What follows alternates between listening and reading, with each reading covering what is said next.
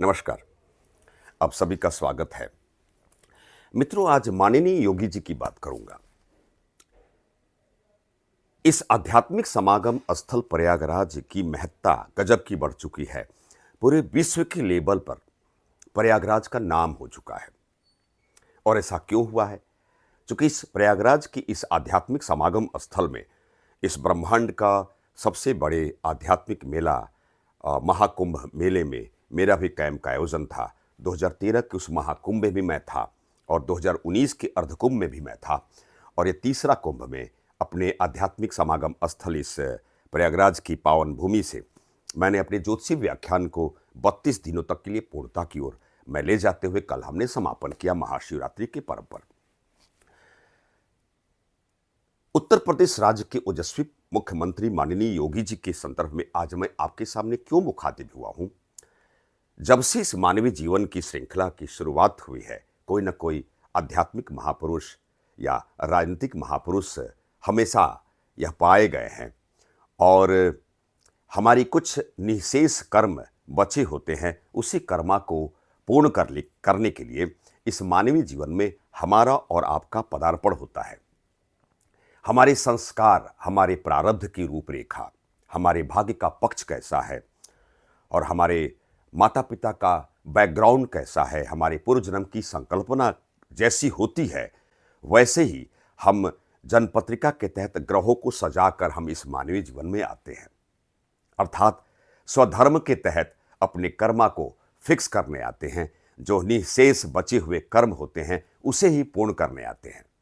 सबके कर्म की अवधारणा अलग होती है और ऐसे बहुत कम लोग पाए जाते हैं जिनके संस्कार, उनकी प्रारब्ध की रूपरेखा शानदार होती है। वही महापुरुष की श्रेणी में आते हैं।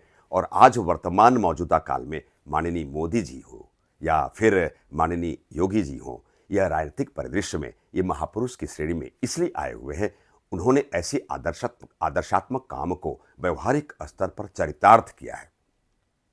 मैं किसी राजनीतिक पार्टी से जुड़ा हुआ इंसान नहीं हूं।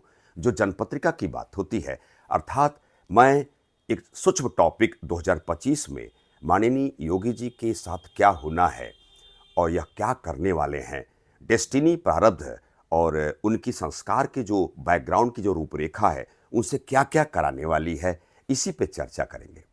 वैसे देखा जाए तो करिश्माई प्रधानमंत्री के उस श्रृंखला में हमारे देश के प्रथम प्रधानमंत्री स्वर्गीय जेल नेहरू जी को कौन नहीं जानता है।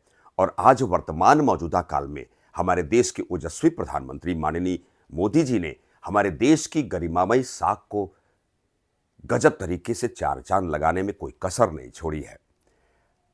उत्तर प्रदेश जैसे बड़े राज्य के एक ओजस्वी मुख्यमंत्री माननीय योगी जी की डेस्टिनी क्या कराने वाली है, वह भविष्य की किस व्यवस्था में उनका आगमन होने वाला है, आइए 2 मिनट लिए समझते हैं।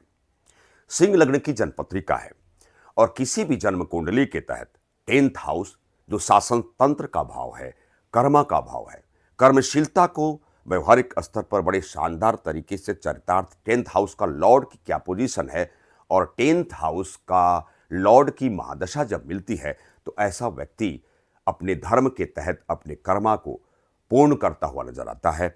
और माननीय योगी जी की जन्म कुंडली के तहत एग्जैक्टली वो तारीख है 17 फरवरी 2024 से शुक्र जो 10th हाउस का लॉर्ड है उस दशा काल में आप प्रवेश कर चुके हैं।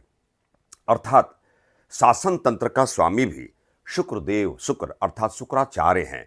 और शुक्र की जो भावगत स्थिति माननीय योगी जी की जन्मपत्रिका में 11th हाउस में है, बड़े शानदार तरीके से अभिप्रेत करते हुए अपने गंतव्य सिद्ध लक्ष्य को वो प्राप्त करने वाले हैं। शुक्र की महादशा, शुक्र की अंतर्दशा जो 19 जून 2027 तक है। मैं ध्यान दिलाने के लिए आपको आगाह करूंगा, चूंकि राजनीति का कारक राहु को माना गया है और कलयुग है, बड़े जिम्मेदार प्लैनेट है। साहसिक कार्य, साहस की बातों को भी एक शानदार तरीके से राहु अंजाम तक पहुंचाते हैं और वैसे भी राजनीति की व्यवस्था को संचालित करने का कार्य राहु का है। राहु एग्जैक्टली 18 मई 2025 को बड़े पावरफुल स्टेटस में आ जाएंगे। माननीय योगी जी की जन्मपत्रिका में कुंभ राशि 7वें भाव की राशि में उनका पदार्पण होगा और राहु की दृष्टि माननीय योगी जी के शरीर और काया पर पड़ेगी 18 माह के लिए। इसी बीच 29 मार्च 2025 को शनिदेव भी बदल जाएंगे और बड़े मजबूत हो जाएंगे, क्योंकि शासन सत्ता की बात शनिदेव करते हैं।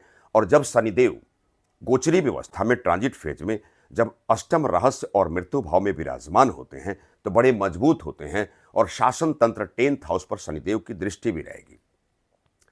देवताओं के गुरुदेव बृहस्पति 14 मई 2025 को बड़े शानदार तरीके से मिथुन राशि में विराजमान होंगे और बृहस्पति राहु को देखेंगे, राहु बृहस्पति को देखेंगे, अर्थात गुरु चांडाल योग का निर्माण होगा। इन बातों को मैं आपसे क्यों कह रहा हूं, अर्थात कुछ ऐसा कार्य माननीय योगी जी के साथ होना है।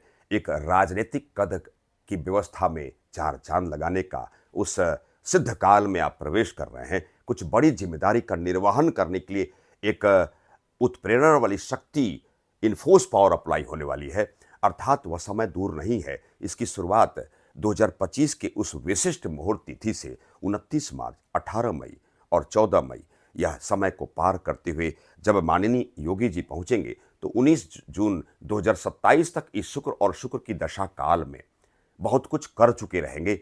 और जैसे ही 19 जून 2027 की इस तारीख को पार करेंगे, शुक्र और सूर्य की दशा काल में जो 18 जून 2028 तक की बात मैं करूंगा, इस अंतराल कालखंड में माननीय योगी जी की मजबूरी होगी या लाचारी मान सकते हैं या आवश्यकता को फील करेंगे। आपको केंद्र सरकार में अहम भूमिका का निर्वहन करने के लिए एक इनफोर्स पावर यह प्लैनेट अप्लाई करेंगे। देश के ओजस्वी प्रधानमंत्री माननीय मोदी जी की जन्मपत्रिका वृश्चिक लग्न की है। और मैं माननीय मोदी जी की जन्मपत्रिका की बात क्यों कर रहा हूं, अर्थात मृत्यु भाव का अधिपति बुध की अंतर्दशा काल में आप 29 मई 2025 को प्रवेश कर रहे हैं। जब विरोधक ग्रहों की दशा काल आती है तो वह ग्रह जो मृत्यु के अधिपति हैं या अकारक भाव के स्वामी हैं, वो अपनी प्रकृति स्वभाव से एक नेगेटिव इन्फोर्स पावर अप्लाई करते हैं, पीड़ित करने का प्रयास करते हैं, शारीरिक बाधा का समुच्चय योग को इंडिकेट करते हैं, स्वास्थ्य बाधा का समागम योग बनता हुआ प्रतीत होता है, जो मैंने देखा है। इसी बीच राहु बृहस्पति और शनि का जो गोचर का जो रिवॉल्व करने का जो टाइम पीरियड है, इस वृश्चिक मंगल के लग्न और राशि से युक्त जन्म पत्रिका में राहु भी बदलने वाले हैं, अर्थात जनता के केंद्र के अहम सुख भाव में कुंभ राशि का राहु विराजमान होने वाले हैं, जो हृदय का भाव है। इसी बीच मृत्यु भाव की उस मिथुन राशि में देवगुरु बृहस्पति भी 1 वर्ष कुछ दिनों के लिए 14 मई 2025 को प्रवेश कर जाएंगे। शनि की बात करें, जो शासन सत्ता का कारक ग्रह शानदार प्लैनेट शनिदेव हैं, अर्थात शनिदेव की गोचरी व्यवस्था भी पंचमस्थ हो जाएगी, जो जली तत्व की मीन राशि 5वें भाव की राशि में शनिदेव विराजमान होंगे। अर्थात इसका इम्पैक्ट यह नहीं है कि पीड़ाकारी समय में आ रहे हैं, परंतु देश के गरिमामयी पद को सुशोभित करने वाले हमारे देश के ओजस्वी प्रधानमंत्री माननीय मोदी जी की मारक काल में आना और राहु, शनि और बृहस्पति जैसे मजबूत ग्रहों का एक गोचरी व्यवस्था में नकारात्मकता की ओर इंगित होना, यह बेहतर दिखाई नहीं देता हुआ प्रतीत हो रहा है।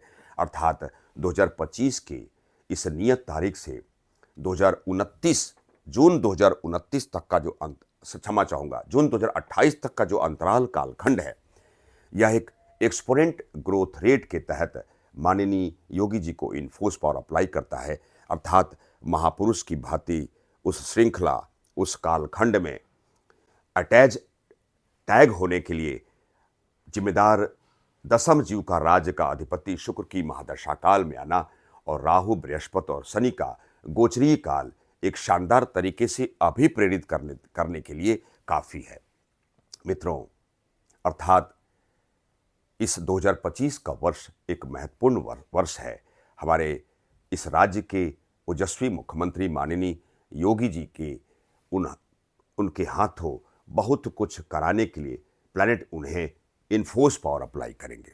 मित्रों, एक छोटी सी व्याख्यान के तहत मैं ज्योतिष आचार्य प्रमिल चतुर्वेदी प्रणाम, नमो राघवाय।